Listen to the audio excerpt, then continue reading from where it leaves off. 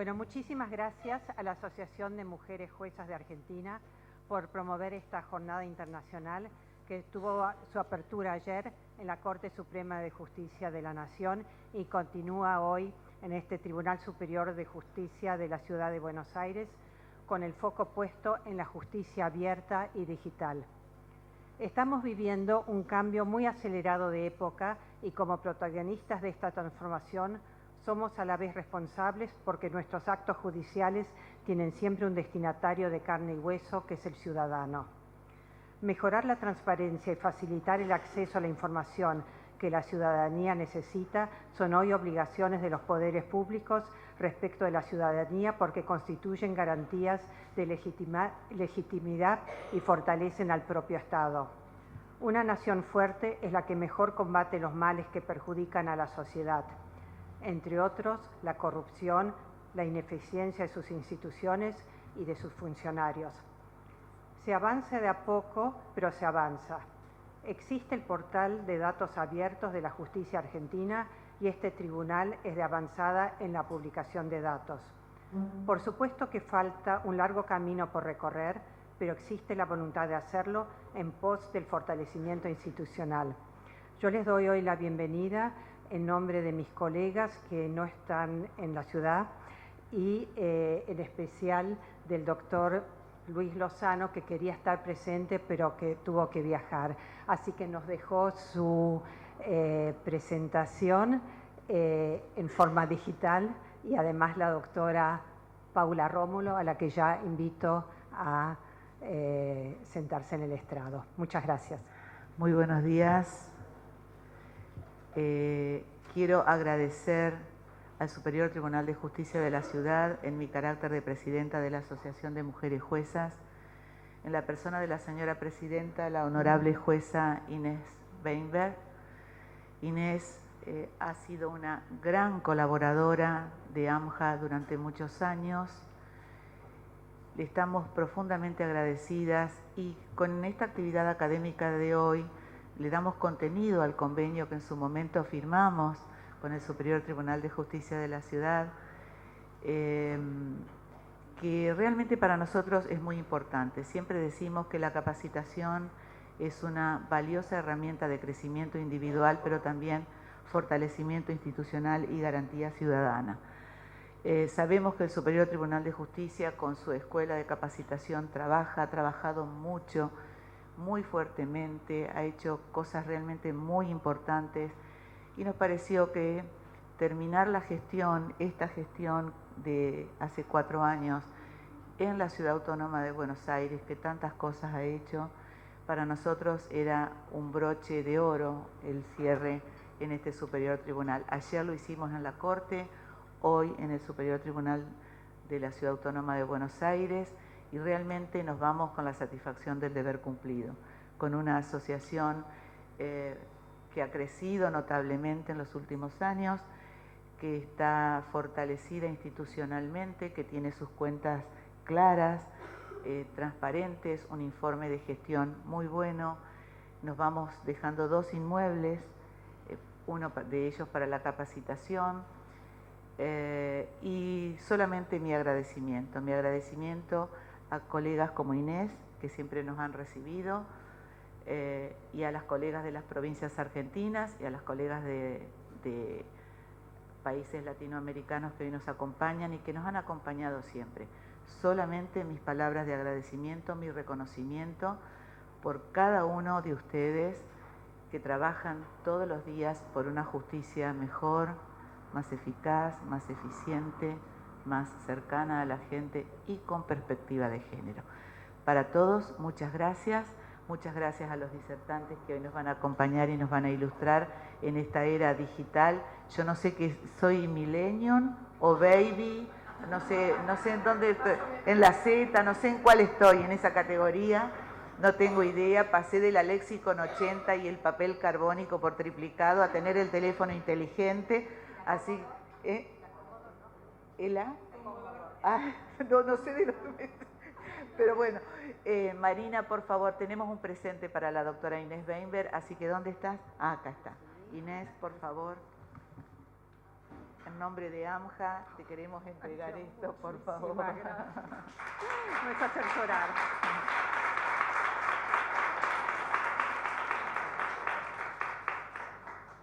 Muchísimas gracias. Por favor, un gusto.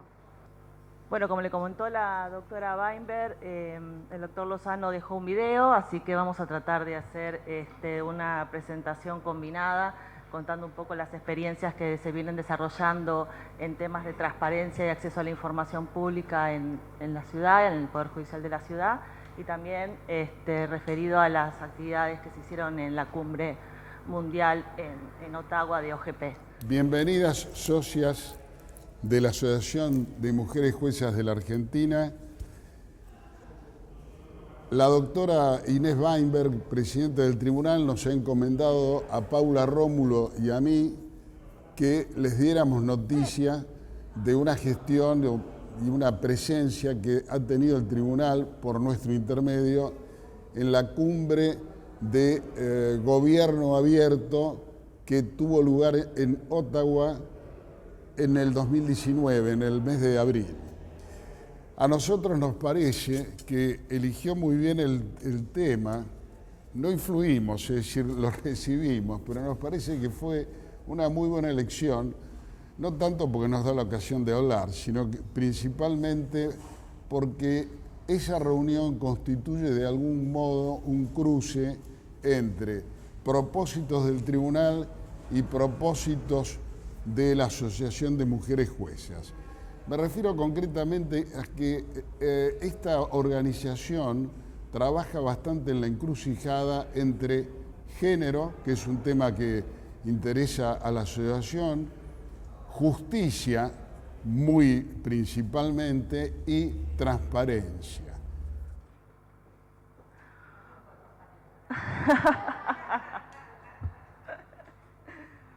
Está muy bien, ¿no? Bueno, entonces les cuento básicamente que yo vengo a comentarles un poco cuáles son las actividades que se hacen a nivel de transparencia. Nosotros tenemos una ley. Luego me están haciendo señas ahí atrás. Más cerca, ahí estoy.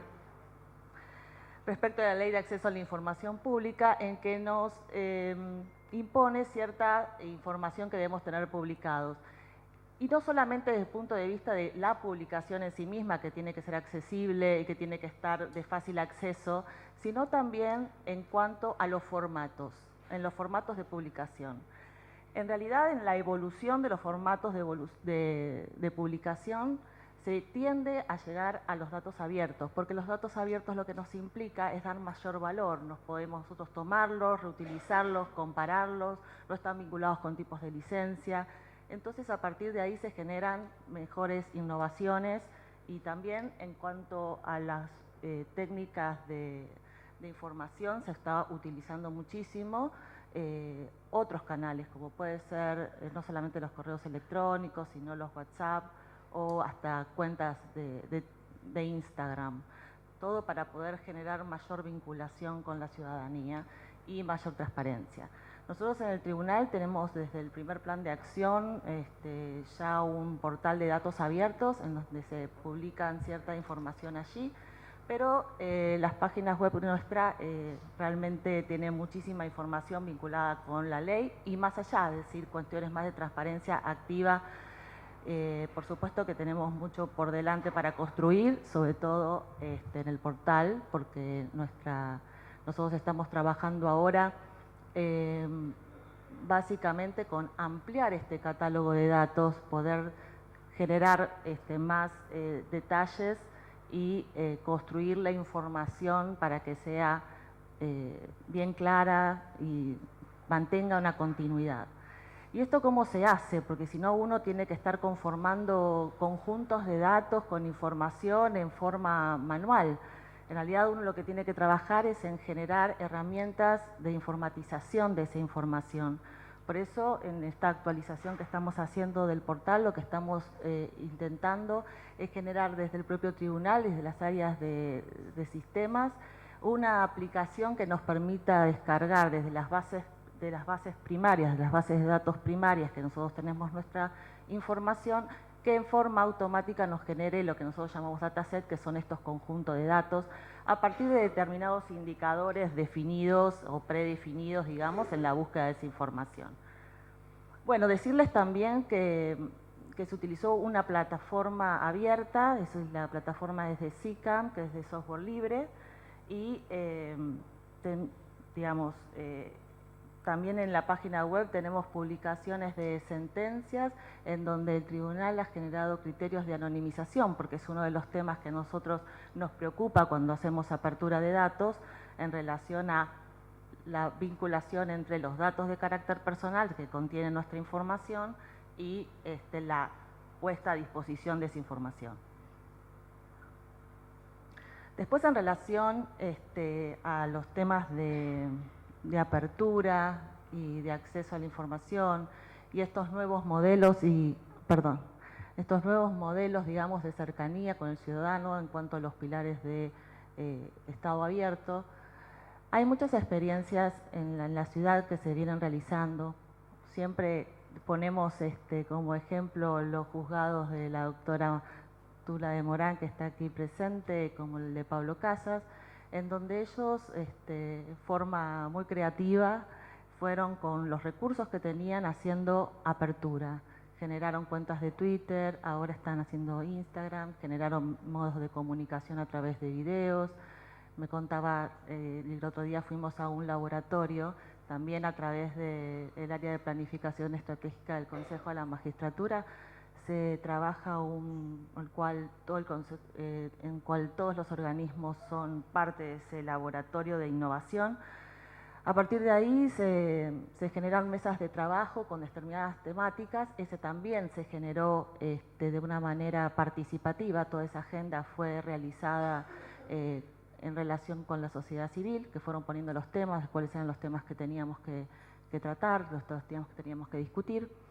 Y bueno, justamente el otro día en el ámbito del JUSLAB, Tula Morán presentó sus avances, también tiene un repositorio de datos abiertos a través del Twitter, igual que nos comentaba Pablo Casas.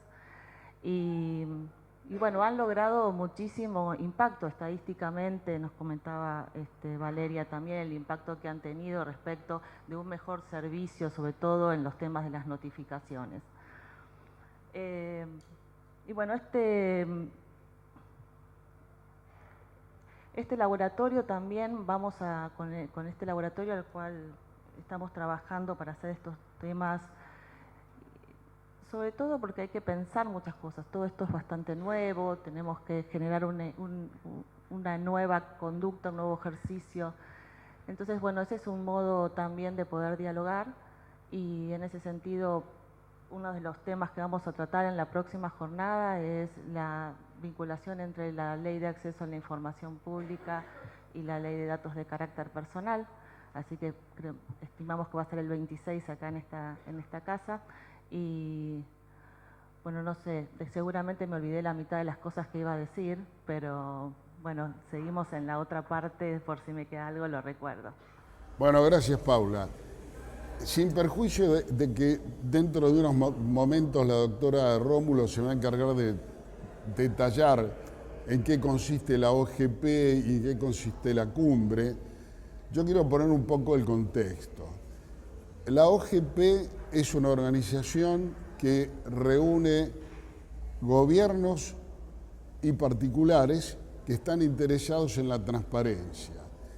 La Argentina pidió ser incorporada como país mediante una carta del doctor Juan Manuel, o licenciado Juan Manuel Abal Medina, lo cual les da una idea de que este tema tiene una continuidad.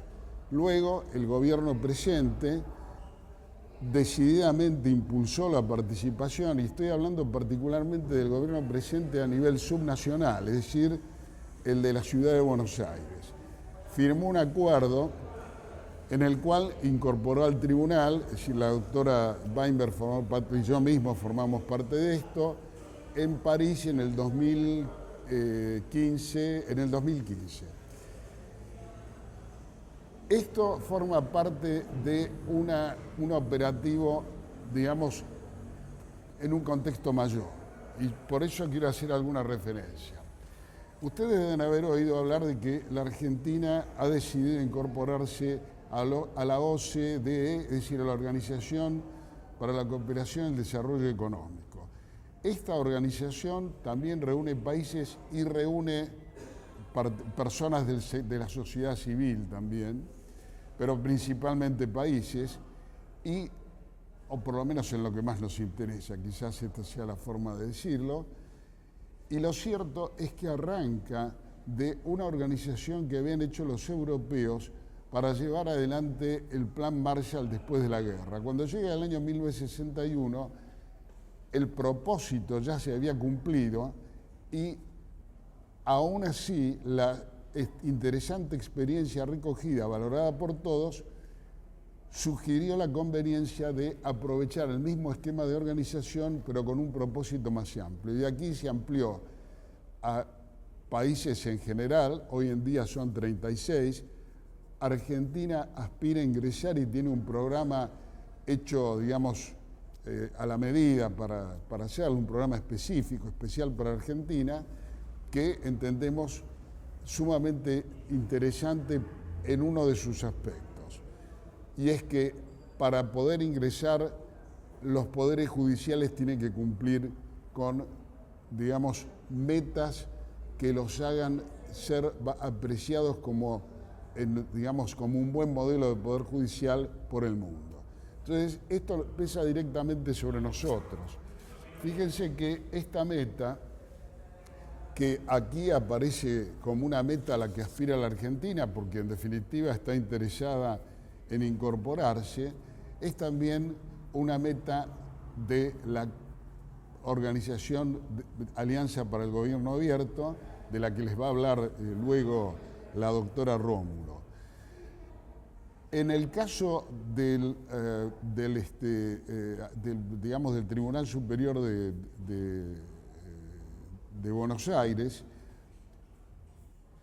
es interesante destacar que adoptó en el marco del Acuerdo Subnacional de la Ciudad de Buenos Aires una de las medidas más, digamos, de avanzada, que fue brindar los datasets que eran habituales en el tribunal, es decir, una buena proporción de información, pero volcarlos a formato abierto, lo cual nos pone a nosotros en una situación de, digamos, de tecnología de punta, por decirlo de alguna manera. Esto lo hemos llevado a las sentencias, que es una manera de hacer posible la investigación empírica de ellas con un costo relativamente bajo. Es decir, cualquier universitario que tenga conocimientos y vocación de hacerlo, lo puede hacer con mucha facilidad sin necesitar un aparato, digamos, una fundación que lo respalde, en definitiva. Bueno, en el año 2015, las Naciones Unidas, y esto ya más allá digamos, trascendiendo los 36 países de la OCDE, se pusieron como propósito construir poderes judiciales que dieran acceso a la justicia a todos y a todos por igual. Esto en el marco del Estado de Derecho, de fomentar el Estado de Derecho a nivel nacional e internacional y de fomentar instituciones, especialmente a nivel nacional, que fueran eficaces, que fueran inclusivas y que fueran accountable, es decir, un término medio complicado de traducir, pero que en definitiva indica la vocación de rendir cuentas. En estas condiciones, la transparencia es un modo de posibilitar más operativamente esa rendición de cuentas. Le devuelvo la palabra a la doctora Rómulo. Bueno, me toca contar un poco cuál fue el proceso de OGP o de Alianza para el Gobierno Abierto. Antes quería comentarle de una de las cosas que me había olvidado, que respecto a la publicación de la información estamos trabajando en ampliar este portal de datos del tribunal a otros organismos como el Ministerio Público Fiscal, la Defensa Tutelar, el Consejo de la Magistratura, para poder conseguir que este portal, digamos, de datos abiertos sea, digamos, un único lugar donde las personas y nosotros mismos podamos ir a buscar la información en un mismo nivel y estándar y que, digamos, siendo un único foco que esté la información ahí. Y por otro lado, como todos, ninguno, digamos, no tenemos todos los archivos en formato abierto y muchas veces no son tampoco la mejor manera de poder comunicar y que la gente pueda observar la información que está contenida ahí o no, porque el dato abierto lo que permite es esto, ¿no? De que uno se puede generar sus propias búsquedas y encontrar su propia información, no que sea estática. Estamos trabajando para generar una página web que también sea contenido dinámico de todos estos otros formatos que hoy están distribuidos en distintas páginas web.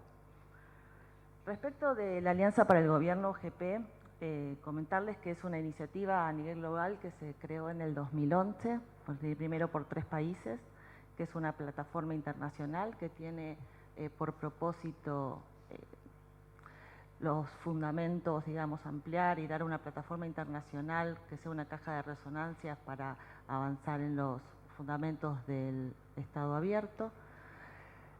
Y entonces la Alianza para el Gobierno Abierto lo que hace es, hoy actualmente tiene 79 países, 20 organizaciones subnacionales, como es Ciudad en nuestro caso, y trabaja vinculada todo el tiempo con la sociedad civil. Entonces es una manera que alienta a los estados, por un lado, y a las sociedades civiles a trabajar en conjunto, a dialogar y co-crear compromisos. Esos compromisos, en realidad, que tienen un formato y una metodología, las metodologías de encuentro, de creación de esos compromisos, a lo que nosotros estamos acostumbrados es bastante caótica porque hay gente de todos lados, cada uno viene con sus propósitos, pero de esa manera y en ese intercambio se generan vinculaciones muy interesantes a través de esos diálogos que se pueden darse cuenta cuál es la necesidad del ciudadano y ajustar sus propios servicios y las necesidades. Entonces, a partir de ahí se genera esta metodología.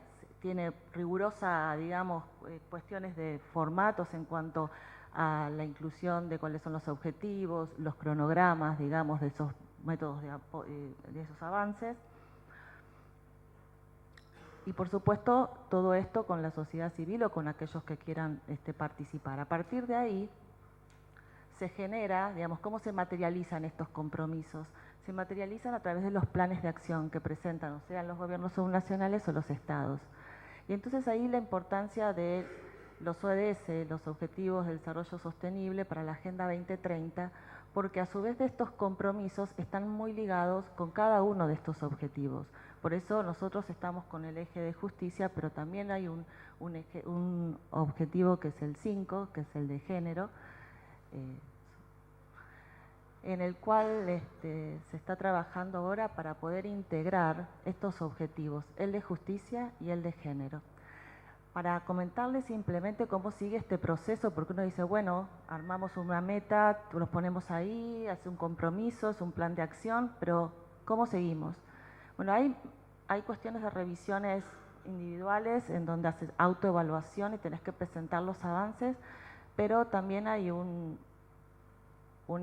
informe independiente que lo lleva el IRM dentro de lo que sería la Alianza por el Gobierno Abierto, donde de alguna manera va revisando que estas autoevaluaciones sean certeras, que vos vayas cumpliendo con estos objetivos y que tengan el impacto también en lo que serían los pilares de Estado abierto, ya sea de transparencia, de acceso a la información, de participación ciudadana o innovaciones respecto de tecnologías.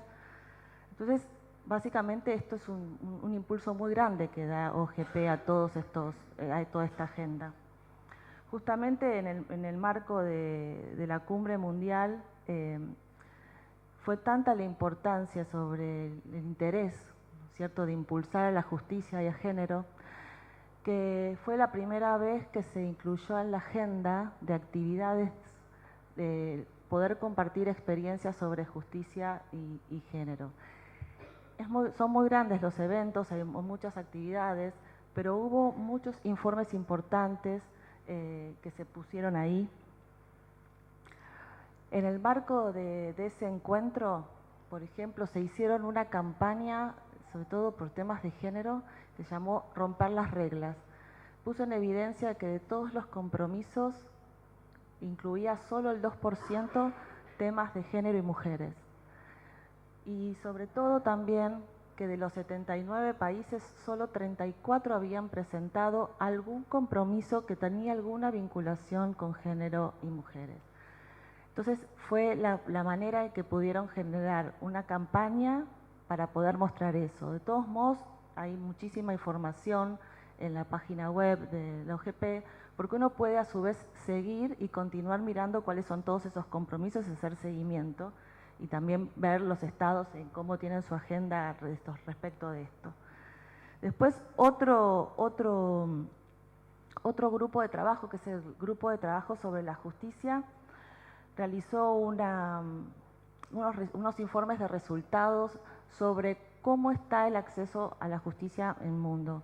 El Ministerio de Justicia y Derechos Humanos es parte de ese grupo, que es copresidente, en el cual realizaron este informe, que lo importante es que releva datos sobre cuáles son esas diferencias, la cantidad de personas, y propone siempre, esto en general, este tipo de documentos lo que hace es impulsar, generar, proponer, digamos, distintas acciones para poder avanzar en esta agenda, sobre todo en este caso el tema de justicia. También hubieron muchos encuentros donde, bueno, tanto Lozano como Sandra Elena, con su participación como coordinadora del programa Justicia 2020, tuvieron muchas actividades, pudieron exponer, contar cómo está avanzando Argentina respecto de la transparencia, ¿no? La vinculación con los ciudadanos. Y después,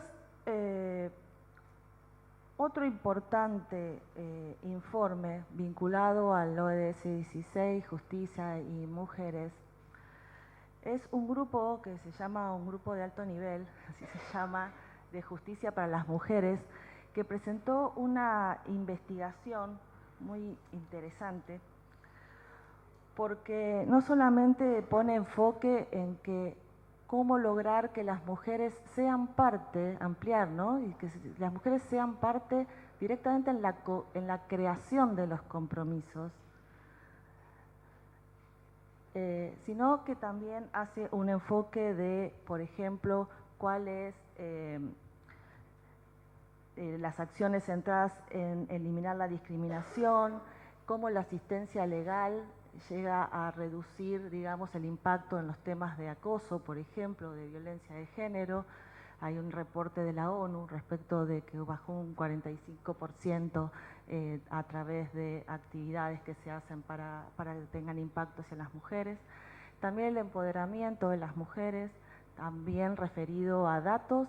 Dice que es muy importante poder relevar los datos también en cuanto a la vinculación económica de las mujeres, no solamente los puestos de trabajo, sino la relación de paridad entre los mismos puestos, las mismas remuneraciones.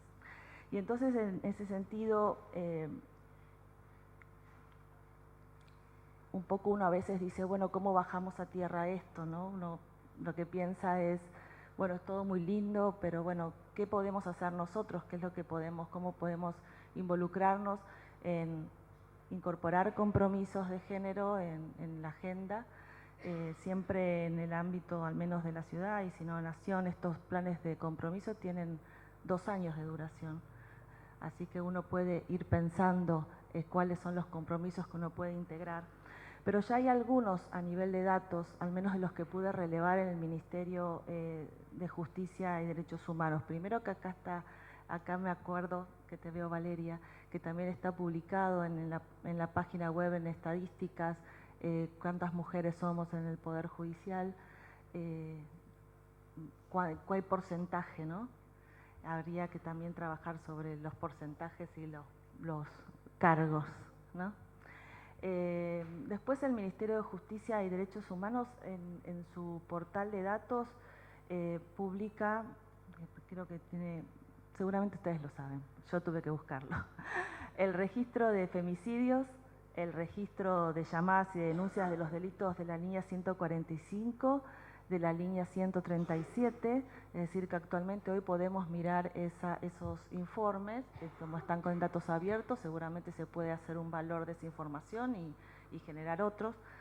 Y también el Ministerio de la Provincia, que elaboraron esos informes sobre femicidios y que también lo tienen publicado en sus datos, en sus portales de datos. Y bueno, en ese momento Canadá, como era el grupo, digamos, el país receptor, lo que hizo fue buscar dentro de todos sus compromisos cuál había sido el impacto en temas de género. O sea, no es que solamente aisladamente uno trabaja sobre el objetivo de justicia y el objetivo de género, sino la idea es poder trabajar para esta Agenda 2030 en impulsar la vinculación entre los distintos objetivos de este desarrollo sostenible, los distintos impactos que puede tener la justicia, las mujeres, la igualdad de género está muy vinculado. Ahora creo que viene el doctor Lozano. Bueno, a través de las exposiciones anteriores y principalmente en realidad a partir de la doctora Rómulo, ustedes habrán podido ver que el mundo pone la mirada sobre la actividad de los jueces, sobre la del, digamos, el servicio que presta a la comunidad el sistema judicial, el aparato judicial, lo ve como algo indispensable para que exista el Estado de Derecho, que es una aspiración generalizada, lo ve como parte del desarrollo sostenible.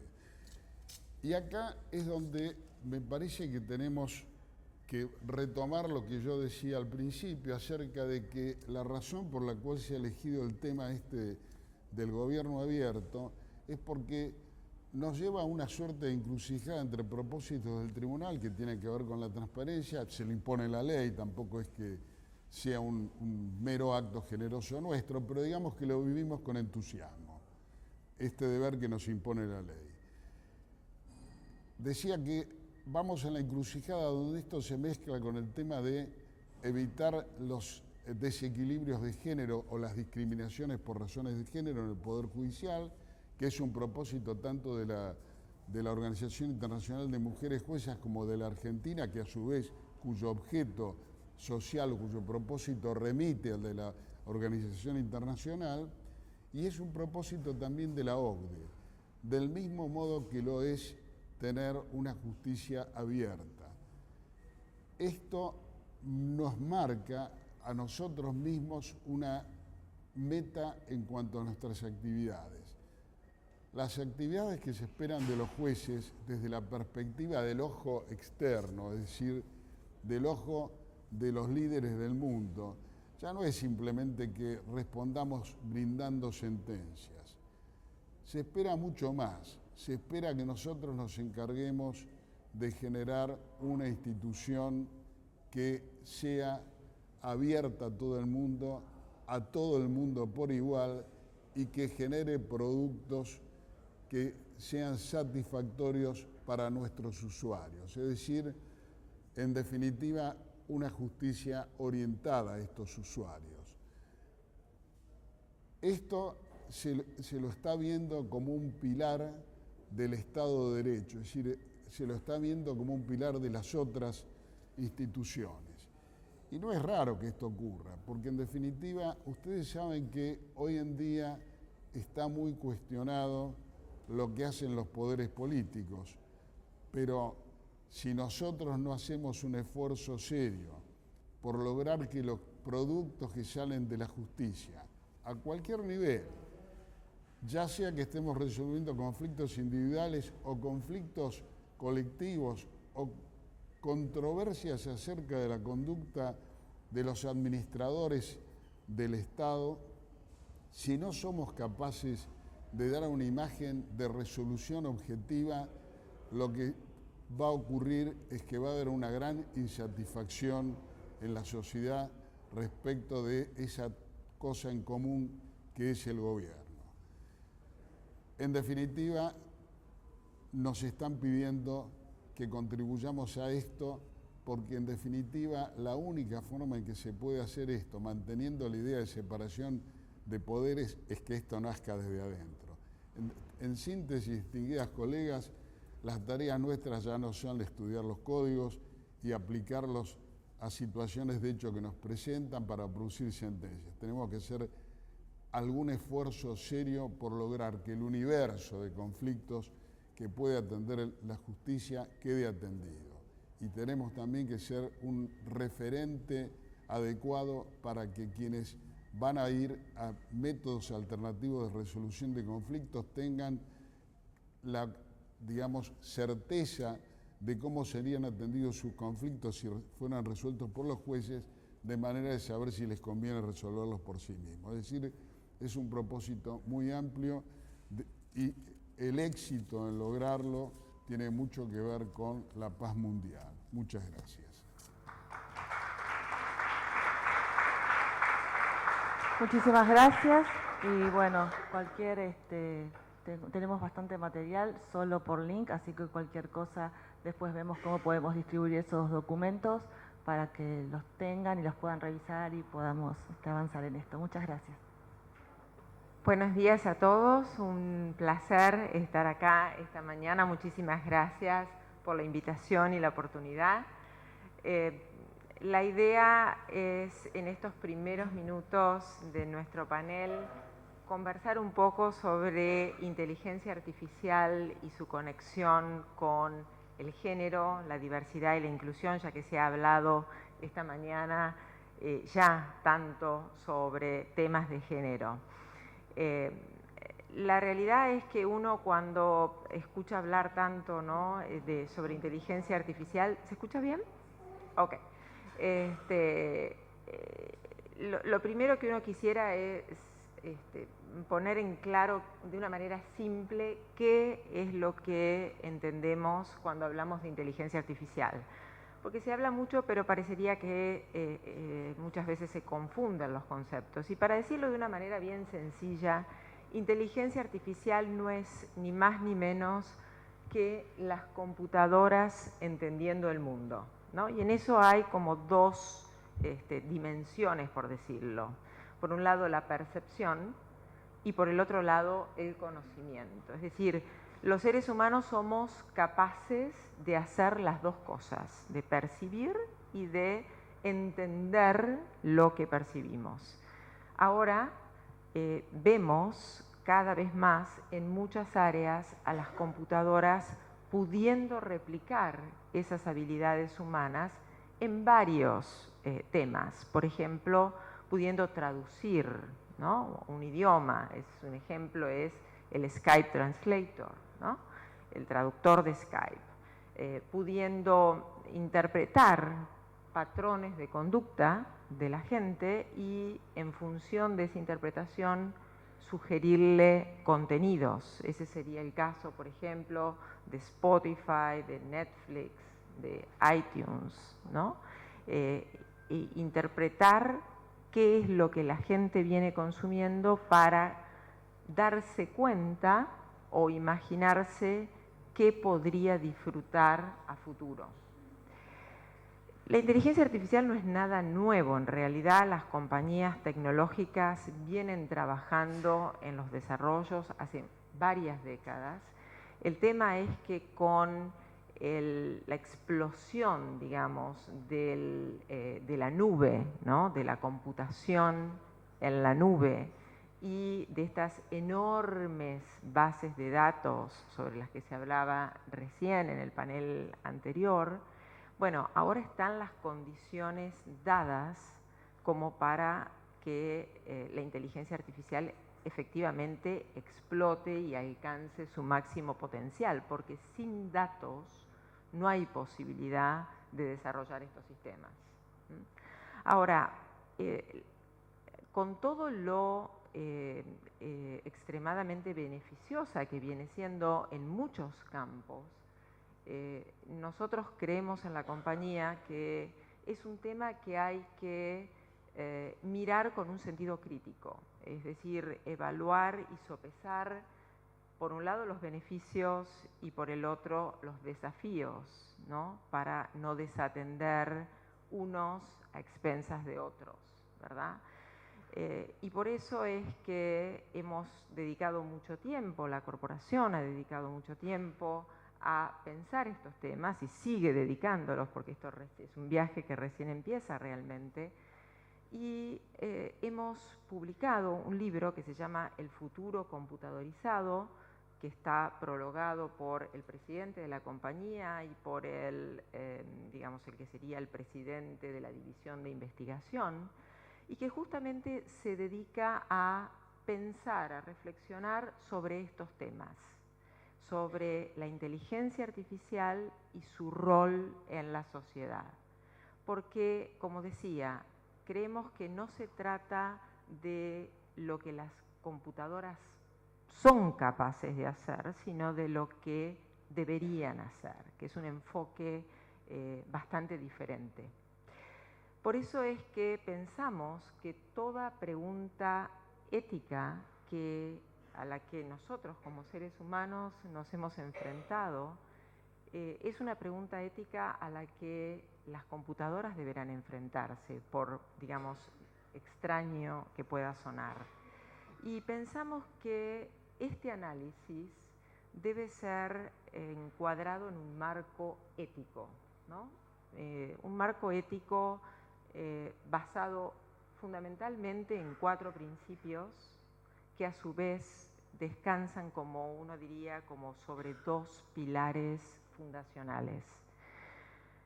Los principios éticos que hemos identificado son, en primer lugar, el de la imparcialidad o la justicia, ¿no? No podemos permitir que los desarrollos en materia de inteligencia artificial sean sesgados, que se ocupen de una población. No podemos permitir a las computadoras llegar a resultados discriminatorios que nosotros como seres humanos nos tenemos vedados, ¿verdad? Por eso hablamos de democratizar la tecnología y bueno, y creemos que eso también aplica en materia de desarrollos de inteligencia artificial. El segundo principio que hemos identificado es el de la confiabilidad, es decir, en revoluciones industriales anteriores, en el desarrollo, por ejemplo, del automóvil, la seguridad y la confiabilidad de los automóviles para proteger a la sociedad y a los conductores fueron claramente estándares que fueron tenidos en cuenta y desarrollados. Bueno, nada indica que esos mismos estándares adaptados a las circunstancias no deban ser tenidos presentes a la hora de desarrollar sistemas de inteligencia artificial.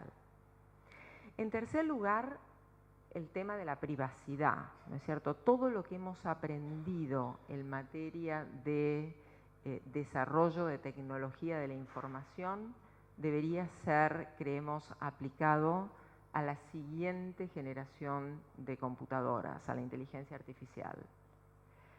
En cuarto lugar, el tema de la inclusión, ¿no? Y acá me gustaría como hacer especial hincapié, porque creemos que la única manera de que los resultados de estos desarrollos beneficien a toda la sociedad es que los equipos que integran, digamos, que se ocupan de esos desarrollos, sean lo suficientemente diversos como para poder representar a las distintas poblaciones. No queremos equipos donde haya blancos anglosajones, por decir, por dar un ejemplo, digamos. No queremos equipos donde haya solamente una población. Esto es un enorme desafío, hay mucho trabajo por hacer aquí, pero también se trata de que el resultado sea accesible por todos, que sea inclusivo. Y como decía, estos 4 principios éticos, el de la justicia, el de la confiabilidad y la seguridad, el de la privacidad y el de la inclusión, pensamos que se asientan sobre dos pilares fundacionales. En primer lugar, el de la transparencia, o sea, la gente, las sociedades deben poder entender cómo funcionan los sistemas como para poder saber si estos principios éticos efectivamente fueron tenidos en cuenta, ¿no?, en los desarrollos.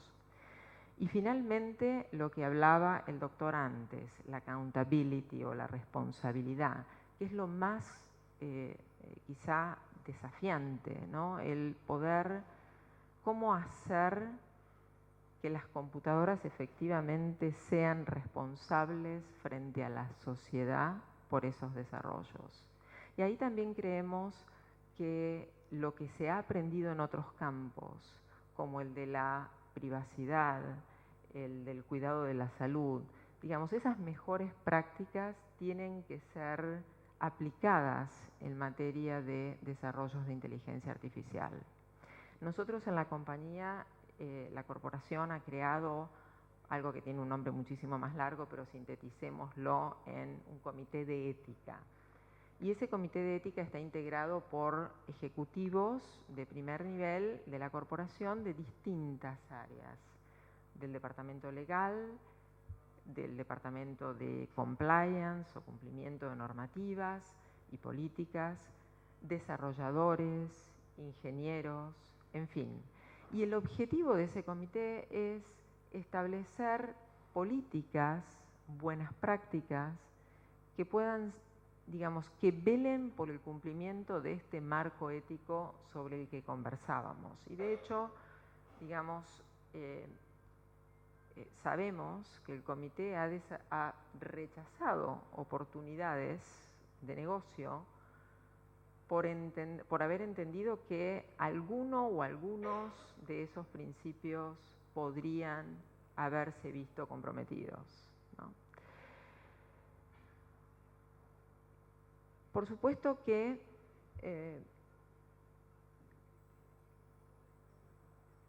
todo todo esto que conversamos de que la inteligencia artificial viene siendo desarrollada desde hace muchísimos años, pero que recién ahora está explotando, por decirlo de alguna manera, hace que nosotros, como primera generación cuya vida está siendo atravesada, como se dice ahora, por estos desarrollos, seamos los primeros que estamos viendo los resultados y los planteos, ¿no es cierto? Entonces, la verdad es que se dice, bueno, no hay la legislación, todavía no hay legislación que acompañe este tema. Es cierto, ahora, creemos que más allá de que hay un enorme camino legislativo y de políticas públicas por recorrer, creemos que los productos y los servicios que corren sobre estos sistemas están regulados, ya están regulados, o sea, las normas sobre privacidad, sobre transparencia del flujo de datos y protección del flujo de datos, las normas sobre protección de la imparcialidad de los consumidores, de las elecciones de los consumidores, el reglamento europeo de protección de datos personales, las normas que protegen la salud, por ejemplo, en los Estados Unidos, HIPAA, digamos, todos esos cuerpos normativos aplican ya a los productos y servicios que corren sobre inteligencia artificial. Creemos que sí, por supuesto, la legislación, los legisladores van a tener que, digamos, hacer, como se dice, el catch-up, de ponerse, digamos, a tono y llegar y ponerse al día y seguir acompañando ese progreso. Pensamos que esta no es una conversación reservada a los gobiernos, sino que es una conversación en que la sociedad toda debería ser invitada a participar, la academia, los terceros interesados, las empresas tecnológicas, no solo las empresas tecnológicas, ¿no? Es un debate de la sociedad toda. Y hablando de los gobiernos, pensamos que es clave que se centren en 2 o 3 temas básicos. En primer lugar, la importancia de la recopilación y el uso de datos, ¿no? Por lo que decía antes, porque sin datos no hay posibilidad de desarrollar sistemas de inteligencia artificial. Y hay una cantidad de datos que ya son públicos, entonces que deberían poder ser aprovechados en estos desarrollos. Siempre, digamos, velando por el interés fundamental de la privacidad, pero sopesando adecuadamente esos 2 intereses de acuerdo con las circunstancias. Porque piensen, por ejemplo, el nombre de una persona, que es un dato personal, ¿no es cierto? No es lo mismo el nombre de una persona insertado en una publicación que lista a los miembros del directorio de una empresa pública, que ese mismo nombre de esa misma persona insertado, por ejemplo, en un registro de adopción de un chico, ¿no? Parecería que el grado de sensibilidad que ese dato tiene en esas 2 situaciones es bien diferente. Y sin embargo, digamos, el usar los datos y sobre todo propiciar la posibilidad por parte de los gobiernos de que más y más pueda disociarse el dato o el nombre de la identidad, digamos, de la persona a la que ese dato pertenece, ¿no es cierto? No el nombre, pero el dato, ¿no? Entonces, esa debería ser, nos parece, un área de foco muy importante para los gobiernos. También el hecho de ser ellos mismos quienes propicien el uso de sistemas de inteligencia artificial que mejoren la vida de los ciudadanos. O sea, mientras mejoran la vida de los ciudadanos y prestan un mejor servicio a los ciudadanos, aprenden y desarrollan buenas prácticas. Otra cosa que nos parece clave es el financiamiento de la investigación, apoyar el financiamiento de la investigación y la propagación de la adopción de la tecnología a través de distintas industrias y a través de empresas de distintos tamaños. Por ejemplo, propiciando incentivos para las pymes, ¿no? Todo eso en un marco de esta responsabilidad que es tan, digamos, que es tan fácil de mencionar y tan difícil de llevar a la práctica. La verdad que vemos que debería haber aplicado a la materia de inteligencia artificial una especie de juramento hipocrático, ¿no? Como el de los médicos, ¿no? De no dañar.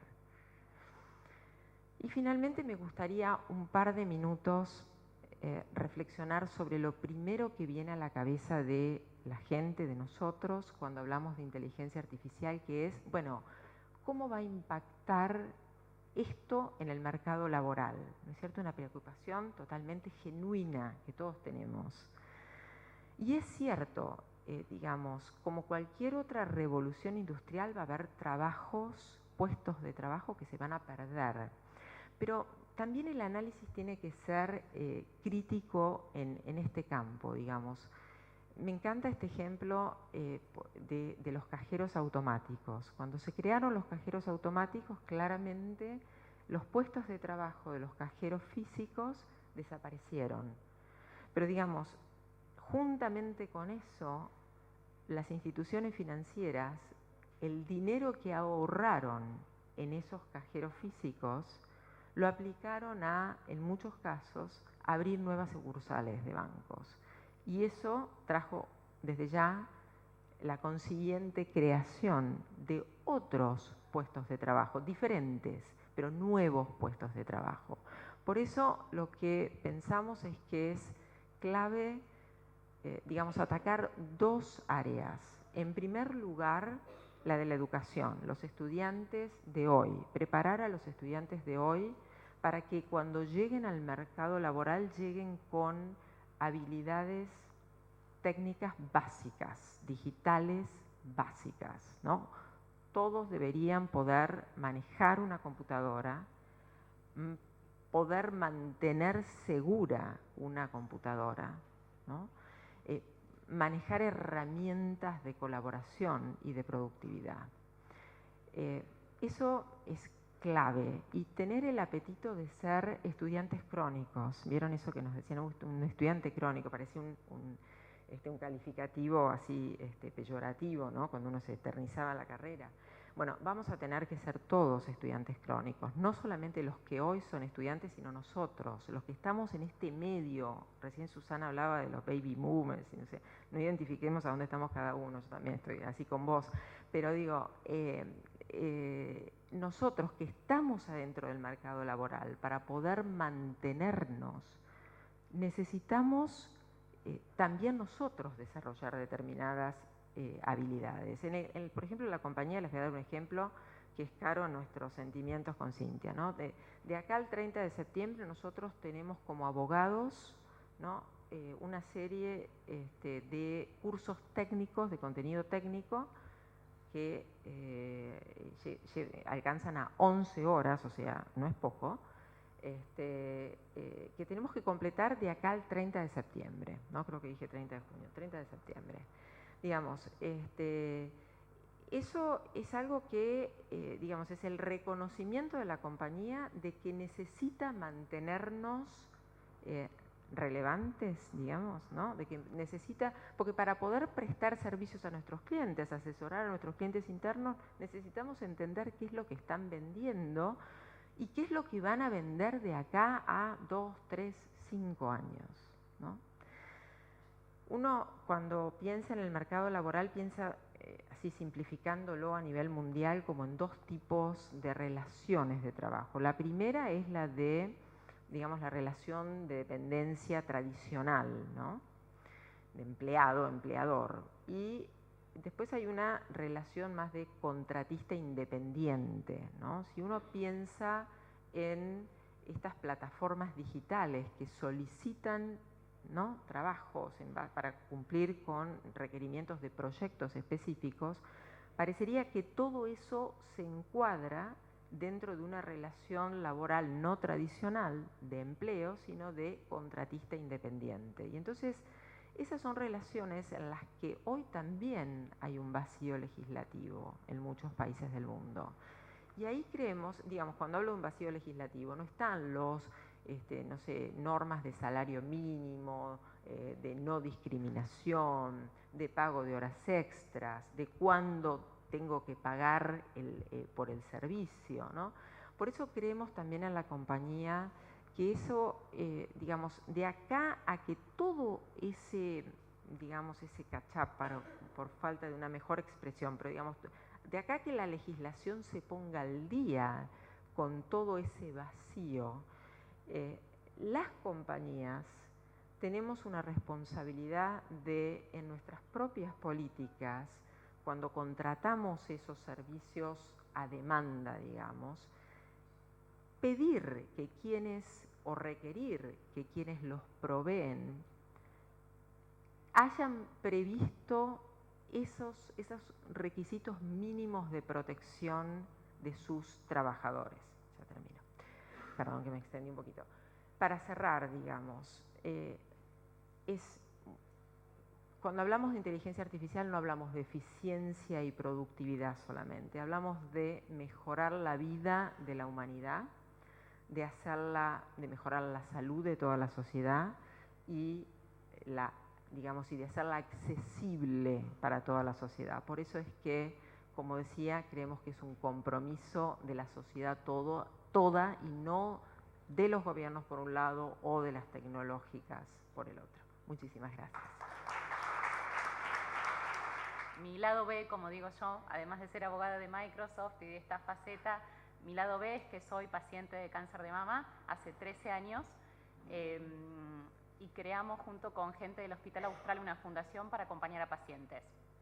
Así que, en primer lugar, y más allá de la actividad del 4 de octubre, que es una jornada para pacientes que hacemos todos los años, este es el 6º año que hacemos, Y el objetivo básicamente de esa jornada es juntar a pacientes que estén transitando ahora el proceso o que lo hayan transitado hace muchos años, porque la verdad es que esto es algo que va para toda la vida, y no porque los controles vayan para toda la vida, sino porque las cicatrices y los aprendizajes sobre todo van para toda la vida. Entonces, es una jornada para compartir, para dar herramientas, para dar información y para acompañar a las mujeres en este proceso y que se viva de la mejor manera posible. Así que gracias por eso. Y ahora sí, a mi lado A, acá, justicia digital. Bueno, soy abogada de Microsoft, les decía, trabajo para Centroamérica y Sudamérica y estoy un poco a cargo de lo que es la transformación digital en el área de justicia.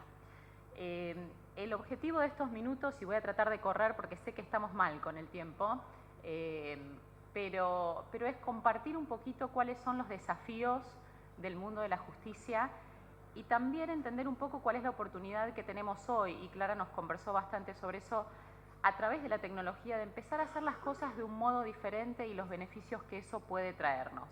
Este es mi clicker, cuando vean que hago así, le digo a Pablo que pase. Y después de eso es compartirles rápidamente algunos ejemplos de algunos tribunales que han empezado este proceso de transformación de manera muy variada, pero que han empezado a recorrer este camino para ver qué es lo que han hecho. Hermosa imagen, ¿no? Para una mañana de viernes. Ilustrativa / depresiva. Los que hicimos tribunales en la época de Corralito creo que era un lujo, una habitación así, pero bueno, nada, creo que es una foto bastante ilustrativa para hablar de desafíos en el mundo de la justicia, ¿no? Y quizás el primer desafío es el tema del uso excesivo de papel. Todavía gran parte de nuestros procesos judiciales se basan en papel. Para darles un ejemplo, el Reino Unido generaba hasta hace muy poquito 1 millón de páginas de documentos al día, 365 millones de páginas al año, hasta que se pasó hace unos años, o comenzó a pasarse, a una plataforma de digitalización de documentos, ¿no? Y por supuesto hay enormes costos e ineficiencias en este tema del manejo, la producción, el traslado, el almacenamiento de estas cantidades de papel. Además de esto está obviamente el tema de la posibilidad de obstaculizar la justicia, de lo engorroso que es agregar material nuevo, de lo engorroso que puede ser algo tan sencillo como que un expediente esté mal encasillado, y lo que tardamos en encontrar ese expediente y lo que generamos en buscar ese expediente, el costo, el tiempo, el desgaste, el mal humor del abogado, de la parte, de los del tribunal, de todo el mundo.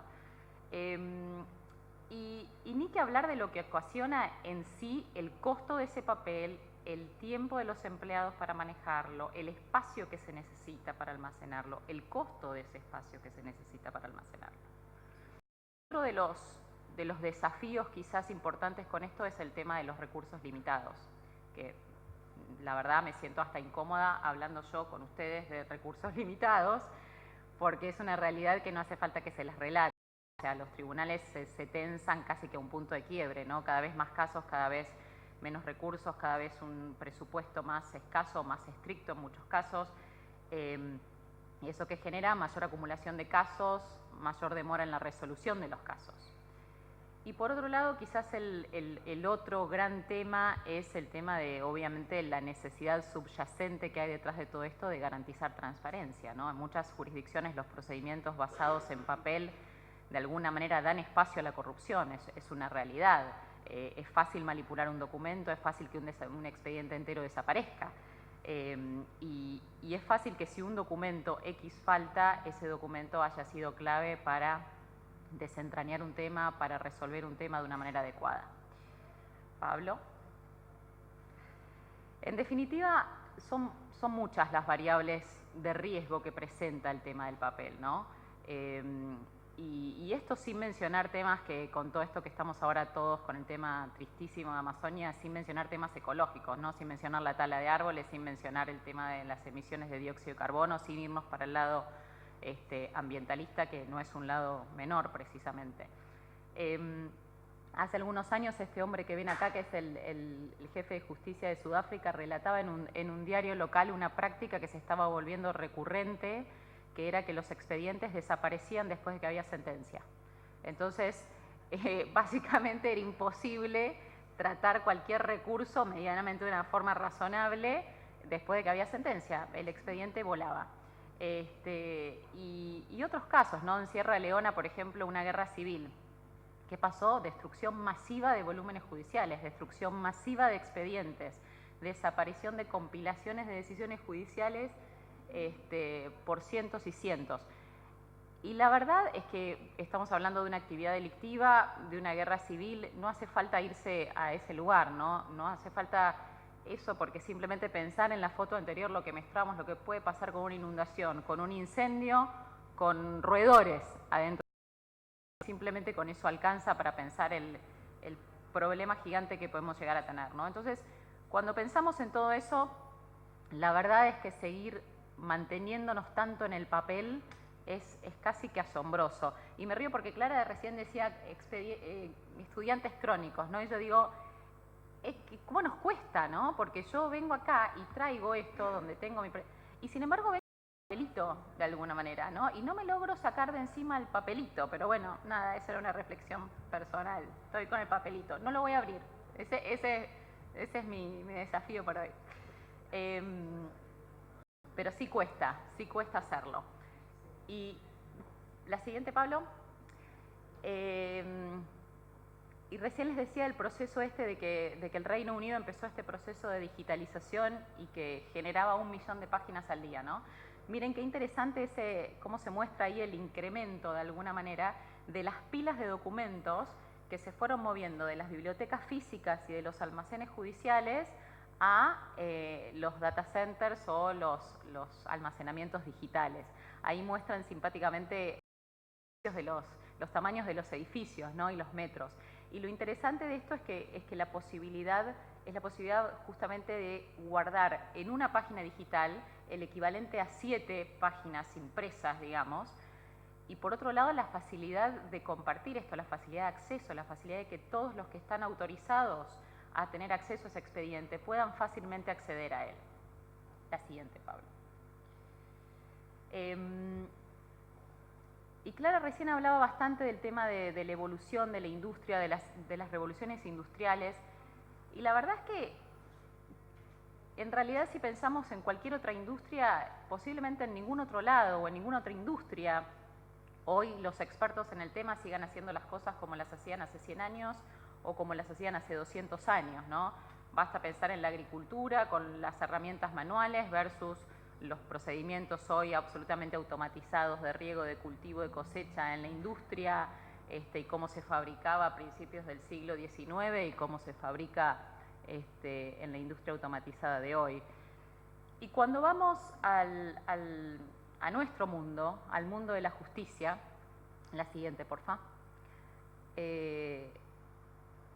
capaz no cambió tanto como en otras áreas la imagen, ¿no? La foto no es tan distinta, o por lo menos es reconocible, ¿no? Ven la foto y sí, quizás hay cosas que cambiaron, hay muchas cosas que mejoramos, pero todavía se puede identificar muy fácilmente de qué estamos hablando. Entonces hay que ver hasta dónde realmente hemos logrado hasta ahora aprovechar los beneficios de la tecnología para el mundo de la justicia y qué oportunidad tenemos de seguir aprovechándolos, de seguir mejorando en este camino. Y es un tema súper interesante, es un tema súper real. Yo escuchaba todas las conversaciones previas y todo lo que hablábamos de las bases de datos, de justicia abierta y demás. Es casi que el tema del momento, de alguna manera, ¿no? Y en este tema que yo les decía recién de algunos tribunales o cortes que han hecho estos caminos de transformación, la verdad es que hay caminos muy disímiles y hay situaciones muy dispares. Hay tribunales que han hecho soluciones muy puntuales, cosas muy específicas, algo que les preocupaba.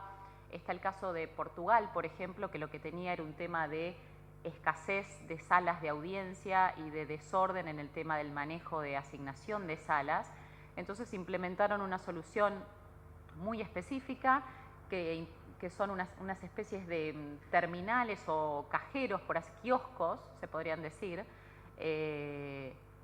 muy simpáticos y muy efectivos, mediante los cuales la gente, a medida que llega al tribunal cuando está citada para una audiencia, se va registrando, se va, digamos, avisando que llegó de algún modo, sale un ticket, cuando todas las partes necesarias para esa audiencia están allí, se les asigna una sala automáticamente a través de un calendario integrado.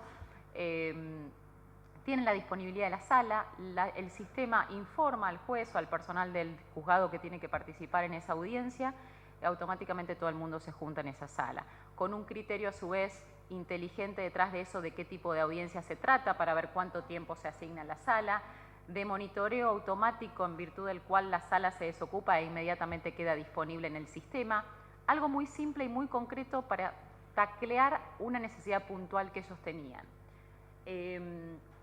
Pero después tenemos otros casos, tenemos casos de transformación más, si se quiere, más estructurales. Uno que les quería compartir, que creo que es el anterior, a ver, el Tribunal de Justicia de San Pablo, por ejemplo. El Tribunal de Justicia de San Pablo, yo leí y me llamó muchísimo la atención los números. Lleva más de 25% de los procedimientos de Brasil y tiene más de 50.000 empleados, me pareció una barbaridad. Es el tribunal estatal más usado de Brasil. Y a fines del 2014 básicamente estaban colapsados, ¿no? Colapsados en términos de productividad, colapsados en términos edilicios incluso, y tienen 700 edificios. Imagínense eso. Pero no alcanzaban. Y no, le estaba diciendo 50.000 empleados y el 25% de los procedimientos de Brasil, no sé el número de eso, pero debe ser gigantesco. La cuestión es que de alguna manera empezaron a trabajar con nosotros para tratar de armar y nos pidieron colaboración en armar un proceso de modernización un poquito más de base, ¿no? más completo. Y el objetivo de ellos era a final del 2015 tener todos los nuevos procesos judiciales almacenados digitalmente, tener a los 50.000 empleados entrenados para manejar esos procesos digitales y por otro lado tener un plan de continuidad de negocio para el caso de un desastre, ¿no? Para el 2015 se digitalizaron 2.5 millones de expedientes y se ahorraron, según sus propios cálculos, 850.000 horas de trabajo. Y ahí ven simplemente algunos de los temas que ellos reportan como beneficios, ¿no? El 70% de ahorro en el tiempo de este manejo, vamos, antes de papel, de almacenamiento, de sacar copias, de armar el expediente, etcétera. Un aumento de la transparencia, otro de los temas que hablaba en esta mañana. Un 50% de productividad de los jueces, también un tema que conversaban hoy, la posibilidad de ver de un modo simple y ágil cuáles son las decisiones que se tomaron anteriormente en casos similares, que esto sea fácil, que sea simple, que se pueda buscar por palabras claves, que no haya que tener una gran extensión en la redacción del caso, que simplemente algunas palabras puedan disparar esa búsqueda de manera eficiente. Y un incremento del 87% en el tiempo de procesamiento de los nuevos casos. Más, por supuesto, lo que de todo eso, un mayor nivel de satisfacción de los ciudadanos. En estos 5 años, el Tribunal de Justicia de San Pablo ahorró 5 millones de kilos de papel. Y ahí volvemos a Amazonia. Eso son 115.000 árboles. Es una barbaridad realmente, ¿no? Ahora sí, al próximo. Y esto en términos de manejo de papel, ¿no? Pero ¿qué pasa con el uso de la tecnología para administrar no tanto el papel, sino el proceso real, ¿no? De determinar los hechos, de entrevistar, de interrogar a los testigos? Recién les hablaba del caso de Portugal con esta solución específica. Y otro caso interesante es el caso de Alaska. Alaska también tiene números interesantes. No sé si van a saber algo de justicia digital, pero se van a llevar unos datos de color. Yo por lo menos estos datos me parecen divertidos. Alaska tiene 1.7 millones de kilómetros cuadrados. Es uno de los estados más grandes de Estados Unidos. Y tiene una población de 740.000 personas. Pero la particularidad que tiene es que tiene una situación geográfica muy particular. Mucha montaña, mucho río, algunos me hacen así, deben haber estado en Alaska. Ciudades que están muy lejos de carreteras, tienen que cruzar en balsa para acercarse a algunos lados. Además de eso, tienen un invierno horrible. Y además de eso, otro tema interesante es que tienen una de las poblaciones más variadas en términos de indígenas. Entonces, la realidad es que tienen un conjunto de situaciones que hace que todo eso sea muy llevar adelante en un caso de una audiencia. Para la gente es muy difícil trasladarse, para la gente es muy difícil el tema del idioma, hay dialectos muy disímiles. Entonces, Alaska fue uno de los primeros estados en Estados Unidos en explorar y en avanzar rápidamente hacia el tema de las audiencias virtuales, utilizando la interfaz web para llevar adelante videollamadas, videoconferencias que sean admisibles como prueba y de esa manera, de alguna manera, democratizar la justicia, ¿no? Porque en todo esto que hablábamos también de inclusión, también esto es inclusión. Inclusión no es solamente género, ¿no? Inclusión va mucho más allá de género. Y el tema de posibilidades económicas, el tema de alguna discapacidad física que haga que uno no se pueda trasladar permanente o transitoriamente, desde estar en una silla de ruedas hasta tener un pie quebrado.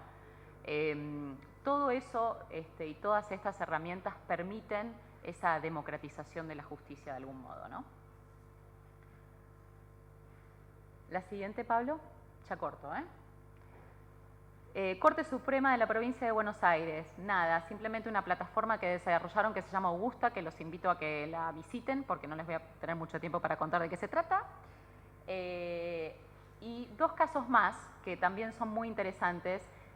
La siguiente, uno es el Tribunal del Reino Unido, la Corte del Reino Unido, que hizo realmente quizás el proceso de transformación más estructural, más de base, ¿no? En todo esto, que es muy interesante que se puedan meter, que puedan mirarlo. Hay videos, hay información, es realmente llamativo cómo han mejorado todo su proceso alrededor de la tecnología. Y el último caso también, la última, es el caso de Abu Dhabi, que casi les diría que es futurismo para nosotros, porque tienen absolutamente todo digitalizado. No se ven.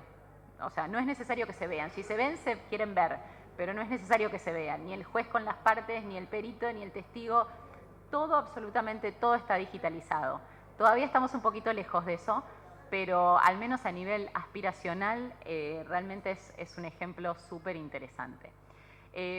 No tengo más tiempo, corrí un poquito, espero no haberlos abrumado. Les dejamos una carpetita, una especie de brochure de justicia con algunos de estos pilares interesantes para que vean y con la información, y por supuesto quedamos a disposición para ayudarlos en el proceso de transformación que sigan. Gracias. Hola, buenos días, muchas gracias.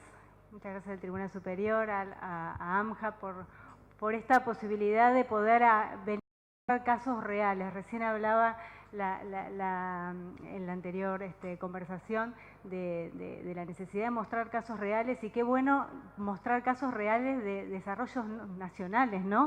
O sea, qué bueno sería que en un muy lejano podamos empezar a compartir estos desarrollos de inteligencia artificial que sirven para mejorar, para mejorarle la vida a las personas, sobre todo en una problemática tan difícil como es la violencia de la mujer, que es transversal y que, además del abordaje interdisciplinario, requiere de la ayuda de la ciencia. En este caso, la tecnología coayuda a llevar adelante investigaciones eficaces, y con eso se coayuda a cumplir con los internacionales y con lo que hace al cumplimiento del principio de debida diligencia. Así que bueno, muchas gracias, porque es muy importante llevar un mensaje esperanzador de que no es imposible, que se puede hacer, y se los voy a demostrar con casos concretos, como con datos cerrados, porque tengan en cuenta que cuando hablamos de violencia contra la mujer estamos hablando de que involucra la temática además de la civil, de la penal, contravencional y de faltas, que es la que trabajamos en el Ministerio Público de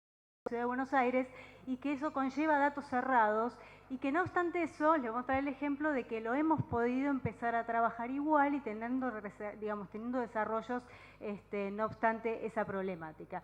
Así que bueno, primero, antes de hablar del caso en concreto, aclaraciones previas para desmistificar un poco la situación. Nosotros, cuando utilizamos inteligencia artificial por diversos conceptos, queremos dejar aclarado que nosotros vamos a utilizar un sistema de inteligencia artificial de tipo restringido. ¿Qué quiere decir esto? Que no utilizamos las famosas cajas negras que muchas empresas utilizan. ¿Por qué hacemos esto? Por muchas razones. Entre otras, porque consideramos que si un juez necesita que le expliquemos cómo llegamos a esos resultados, el sistema es absolutamente trazable y auditable, cosa que no se puede hacer con las cajas negras. Cuando hablamos de inteligencia artificial moderna, eso significa un obstáculo. De manera que cuando hablamos de Prometea, el algoritmo del Ministerio Público Fiscal, sepan que utilizamos el concepto de inteligencia artificial restringida, que es un concepto desarrollado por Naciones Unidas. Así que bueno, aclarado eso, seguimos a la siguiente aclaración. Cuando hablamos de inteligencia artificial, nosotros utilizamos 4 técnicas básicamente. Las hemos utilizado a todas, ¿sí? Automatización, asistencia, pasamos a la próxima. Clasificación y detección inteligente y predicción. Siguiente, por favor. Siguiente, Filmina. Ahí está. La siguiente. Prometías el nombre del algoritmo. Aclaración previa. Respecto a la predicción, nosotros ya lo venimos trabajando desde el año 2017 para casos estandarizados, para que se entienda lo que nosotros hacíamos era con palabras clave, el algoritmo lee, relaciona datos y en 15 segundos nos propone una solución posible del caso. Siguiente, Filmina, por favor. La siguiente. Esto es posible en la medida de que los datos estén abiertos. Esta es la diferencia de lo que ocurre con los casos de materia de violencia de género. Entonces, esto no es lo que nosotros estamos haciendo en género. O sea, esto lo hacíamos en materia contenciosa administrativa y para casos de asistente virtual, por ejemplo, para control de plazos. Pero no es lo que nosotros estamos pensando hacer en violencia de género. Lo que sí hacemos en violencia de género es trabajar con la técnica más sencilla, que es la automatización. Podríamos decir que el asistente virtual, como por ejemplo podría ser el asistente de Siri en iPhone, como la automatización son las técnicas más básicas de inteligencia artificial que nos es posible utilizar en materia de violencia de género. Siguiente, por favor. Bueno, pero ¿cómo lo hacemos? Porque siempre uno dice, bueno, pero decime en realidad, porque siempre me preguntan, pero ¿cómo? Si yo quisiera aplicarlo en el juzgado de la Fiscalía, ¿cómo lo hago? Bueno, simplemente les muestro. Hay una base de datos, por ejemplo, nosotros empezamos a analizar violencia económica, tenemos un Excel que tiene más de 100 pestañas, con un equipo de personas que trabajan para el Laboratorio de Innovación, y dentro de ese Excel hay gente técnica, digamos, especialista que creó el algoritmo, y a su vez se crea un chatbot, que es un chat conversacional en donde interactuamos, nos hace preguntas y básicamente esas son las 3 cosas, las 3 patas, como para poner en blanco sobre negro de qué hablamos, porque uno habla de inteligencia artificial, bueno, pero en los hechos, ¿qué significa? Significa que tengo que tener información, tengo que tener un programador de un algoritmo y en definitiva el resultado es un chatbot, ¿sí? Seguimos, por favor. Otra cosa de generalidades previas. Esto no, digamos, siempre aclaro, implementar inteligencia artificial no significa que voy a llamar a un técnico especializado en informática y le voy a decir, yo quiero aplicar inteligencia artificial a todo lo que yo hago. No es posible hacerlo a eso, ¿no? Muchas razones. Porque es un traje a medida. No todos los procesos pueden ser pasibles de ser implementados técnicas de inteligencia artificial. O sea, dependiendo el tipo de proceso, va a ser la técnica de inteligencia artificial que yo le pueda aplicar, ¿sí? Por eso decimos que yo más que un traje a medida digo de novia a medida, porque hasta último momento no se sabe si la novia engordó o adelgazó y en la medida que yo voy relevando datos me voy dando cuenta qué tipo de técnica se acomoda mejor digamos, al tipo de proceso que yo quiero mejorar con inteligencia artificial. Bueno, estos son los objetivos del Laboratorio de Innovación e Inteligencia Artificial, producto de un acuerdo entre el Ministerio Público Fiscal y la Universidad de Buenos Aires. Dentro de este laboratorio hay muchos proyectos, uno es el de pornografía infantil, otro es el de contratos digitales, el otro es el de género, es el que tengo a mi cargo, que dentro de las mejoras está la posibilidad de sugerir mejoras a los procesos existentes. ¿Cómo? En este también como socio lo tenemos a AMGE, exactamente. Nosotros, esta es una posibilidad muy importante porque a partir que vamos trabajando con la gente del laboratorio, vamos viendo la posibilidad de sugerir alguna mejora a algún proceso existente dentro del Ministerio Público. Siguiente, por favor. ¿Cómo lograr el objetivo? Yo siempre digo, no es que hay un manual de cómo implementar inteligencia artificial, porque no lo hay, o sea, pero sí de la práctica nosotros podemos deducir que lo primero, lo más importante es la gobernanza de datos. Y cuando hablo de gobernanza de datos, no me estoy refiriendo a análisis estadísticos, sino la gobernanza de datos es un proceso en sí mismo, es el más importante, porque a partir de la gobernanza de datos yo empiezo a andar el camino y a partir que empiezo a andar, ahí es donde me voy dando cuenta qué tipo de técnica de inteligencia artificial, automatización, predicción, asistente virtual, es la que yo voy a poder aplicar en el proceso que quiero agarrar. Siguiente, por favor. El proceso de gobernanza de datos es un análisis cuantitativo, es decir, voy a tener un montón de datos sin procesar, que sumado a un análisis cualitativo, ¿sí?, es lo que me va a dar ¿qué cosa? Un mapa de tareas. Siguiente, la siguiente filmina, por favor. El mapa de tareas yo ahora se los voy a explicar como para que quede bien en claro este proceso. Vamos a empezar ahora sí a intentar la generalidad, aplicarlo a la práctica. Nosotros empezamos a analizar, o sea, estamos en el proceso de gobernanza de datos, empezamos a analizar denuncias, por ejemplo, del año 2017, todo el 2017. Y lo que hicimos fue segmentar los datos de acuerdo a los tipos de violencia. ¿Por qué?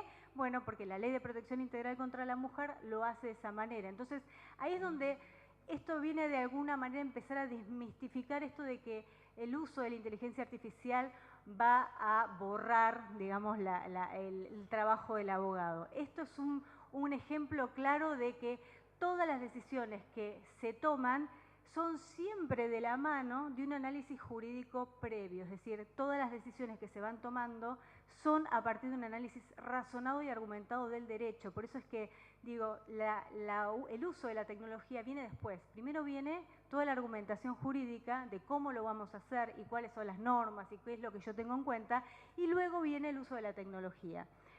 ¿Qué pasa?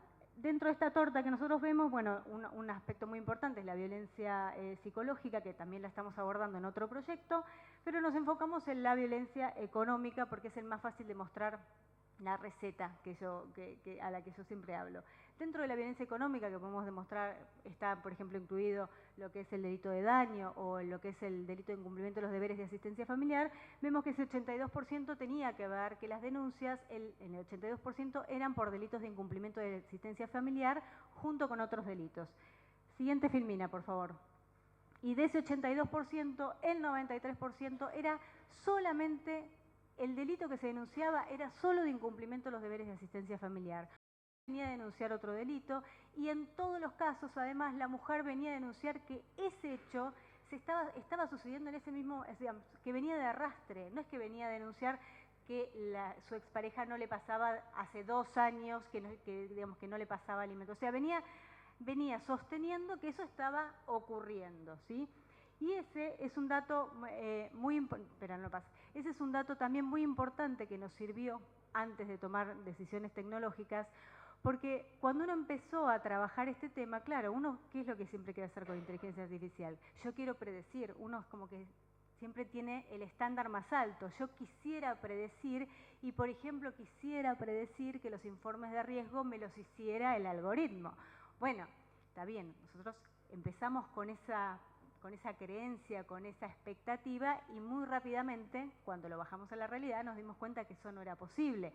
Porque, mejor dicho, no era necesario, no es que no era posible. ¿Por qué no era necesario? Bueno, y ahí vino todo un detalle de argumentación, un trabajo de argumentación, de análisis de la figura penal, con todo el equipo que trabaja en el laboratorio, y se llegó a la conclusión de que, bueno, el incumplimiento es un delito, una figura de peligro abstracto que ya conlleva un riesgo en sí mismo, que no requiere, digamos, que comprobar un resultado lesivo en la víctima y que ya por ser de por sí de peligro abstracto, y en todos los casos además el hecho estaba sucediendo, como yo le decía, la mujer venía a contar que estaba sucediendo, no era necesario predecir si la conducta se iba a volver a repetir, porque ya estaba ocurriendo. Entonces, ¿para qué nosotros íbamos a abocarnos a desarrollar una predicción cuando la figura de por sí asume algo y además el delito estaba ocurriendo? Entonces, yo no necesito predecir si va a ocurrir porque está ocurriendo, para hablar en criollo. Entonces, ahí eso es lo que nos permitió descartar de plano que la técnica de predicción no era posible de aplicar o no era necesario aplicar en este caso. Siguiente, por favor. Análisis cualitativo de datos. Vamos con el análisis cuantitativo, bueno, con el mapa del proceso. Nosotros hicimos un mapa que no importa que no se entienda, pasá la siguiente filmina. ¿Por qué? Porque ese mapa que primero investigaba, según los resultados, decidía si citaba o si archivaba la denuncia. Bueno, ahí se hizo todo un trabajo de consulta con el fiscal general y lo que ocurrió es que se dictó un criterio general de actuación que, siguiente filmina, por favor, que lo que hizo fue ordenar a los fiscales que frente a una denuncia, un testimonio verosímil de la que venía a denunciar incumplimiento de los deberes de asistencia familiar, se lo citara directamente. Y eso permitió achicar la brecha en cuanto a los plazos. Por ejemplo, antes pasaba que transcurrían 6 meses desde que la mujer denunciaba hasta que se lo citaba, ahora se tarda 36 días, ¿sí? frente al anterior de 195. Hasta ahora no hemos tomado ninguna decisión tecnológica, simplemente que es un proceso que, por eso la gobernanza de datos va llevando a la reingeniería del proceso, ¿sí? Y esto es lo que al final nos va a colocar en la posibilidad de implementar una técnica. Siguiente filmina, por favor. Lo que nosotros hicimos fue un árbol de decisión. El árbol de decisión, para que tengamos una idea, hay que hacerlo cuando queremos implementar técnicas de inteligencia artificial, porque es lo que nos permite establecer cuál es la acción o la tarea que le quiero pedir frente a una conducta, frente a una acción determinada. Entonces, lo que nosotros hicimos, siguiente filmina, por favor. La siguiente, esos son los plazos que yo les refería, mejoramos en un 80% de la eficiencia, pero frente a esta situación de que no podíamos predecir, que teníamos que automatizar y que ya tomamos decisiones para la reingeniería del proceso, decidimos automatizar, es decir, hacer documentos estandarizados para que el algoritmo me los elabore solos, ¿sí? En esta tarea de automatización, ahora lo vamos a ver, cuando yo quiero automatizar documentos voy a ir al chatbot. Este es el chatbot, es el asistente con el que yo voy a interactuar. Este es el detalle de los documentos que, por ejemplo, automatizamos, que están ahí disponibles. Entonces, a partir de un ping-pong de preguntas y respuestas, lo que va a ocurrir es que el algoritmo me va a traer ya el documento listo para la supervisión del operador jurídico que tiene a su cargo, chequearlo y luego pasarlo a la firma de quien corresponda, ¿sí? Esto es un modelo de selección manual, o sea, ¿por qué selección manual? Porque hasta ese momento nosotros no teníamos la posibilidad de la interfaz con el sistema propio del Ministerio Público Fiscal. De esta manera uno ingresa manualmente, como es el caso de la Fiscalía de la doctora Andrade, que lo está utilizando como prueba piloto, selecciona el modelo que quiere y a partir de ahí saca el documento, le sale impreso el documento para su revisión. Siguiente filmina.